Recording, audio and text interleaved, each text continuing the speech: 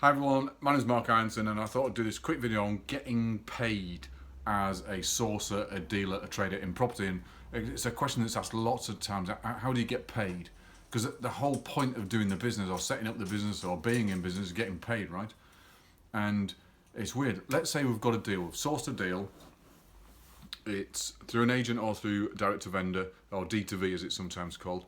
So you've got a deal. And I presume that you've produced lead magnets and brochures and stuff, and someone's come from your lead magnet. I'll go through lead magnets and brochures and marketing packs on another video, but for this video, I presume you've already done that and you've sent your deal out, you've got some interest in, so you've got some leads in of potential buyers, and they want to buy the property, and you want to sell it and get paid, of course. So we've got a deal and we've secured it on an option agreement or a lockout or whatever you're using, ahead of terms, and now we want to get paid from our investor. So this is how to get paid. First thing is, the lead magnet's gone out, and you'll quite often, I'm sure some of you are marketing on Facebook, and you get the inquiry and it says, send me the full brochure, let's have a look at it and stuff, and so you instantly send out the full brochure and then you never hear from them ever again. It's really weird. They go really quiet on you. And they're angels on the forums, but they aren't quite, dealing with them in private, it's not quite the case, as I'm sure you'll already know. Let's put an extra step in to make it easier for you to get paid. So let's say we've got an inquiry. Don't send the full brochure. Don't send the full pack out. Not just yet. So what we do is we send the lead magnet, which is just a basic details of the property, not the address, not in any way, shape or form, but it's gone out all over the world, all over LinkedIn and Facebook, and it's on YouTube if you want it to. It's Instagram. It's not Pictionary. What's the other one? Pinterest. It's everywhere. Everywhere you can possibly get to your email list of business cards you've collected. It's gone everywhere. Okay, so you've got some interest and you've got some inquiries in. The inquiries will say, please send us your full pack. And the temptation is to send your pack right out. And what happens then is they'll disappear. They'll talk themselves out of it. It's got the wrong colour front door. It's got the wrong size. It's the wrong part of town. Whatever it is, they'll talk themselves out of it, and you'll never hear from them again. How about this as a step?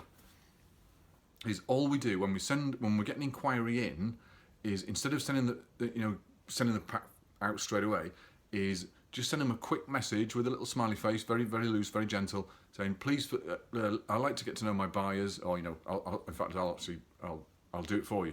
Hi, whatever the name is, I'd like to get to know my buyers before we get into business and stuff. So if you'd just like to give us your details, your contact details below, and actually write name, email, phone number, that'd be grand. Then we can have a chat about it when I'll send you the pack over, and I'll get your pack right over. Cheers, Mark, or Tar Mark, or regards, whatever your name is. And what that little extra step means, that you get to know your potential buyers before you send them any details of a property. And when you've got them, it means when they've got they've seen the marketing pack, you can then call them, give them a few days to have a look, 2-3 days gap, and then call them to see what it was that interested them in the first place, and see if the property is right for them. Because now you can pitch the property. Whereas if you just send them the pack out, you'll just have a load of viewers, and they'll discuss things like your fee, and they'll put it on forums and discuss things like where you're sourcing and stuff, but they won't actually come to see the property or come to get back to you. So if you just put that little step in, then you'll get more inquiries, more leads, more hot leads. Then getting paid. Let's say they want to buy. So they want to buy the property. Now, what I do is I charge a reservation fee first. They've seen the pack, and because we're distance selling, so the distance selling regulations apply here, we charge a reservation fee to reserve the property, and that's to take it off the market. So we've taken the reservation fee. I charge £1,000 or £995 plus VAT. You can charge whatever you like, but £995 plus VAT takes the property off the market from you. So you're not going to sell it to anybody else. Now we've got what's called commitment, or buy-in, or paying, or whatever technical term you use, but we've got something. Now, by law, you've got to give them, this is current law, called current legislation, you've got to give them 14 days to get the money back. So the 14 days is safe anyway.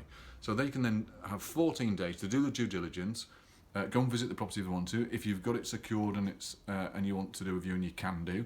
But they've got that 14 days to do DD, during which time they're legally entitled to their money back if it's not for them. And that's fair enough, but at least you've got this commitment. Now, once you've got this commitment, it keeps your buyer in bed, or it keeps them behaving, if you like, because you've got some of their money now. Now, if you don't do that step, I promise you, you'll get messed about from dawn till dusk by your buyers. And they'll demand everything you possibly can, every single detail in the minutiae before they'll commit. But if you get a reservation fee first, it'll help you and your business get paid. Well, I hope that helps. My name's Mark Ironson. But there's a number on this page if you want to chat further. By all means, give us a call.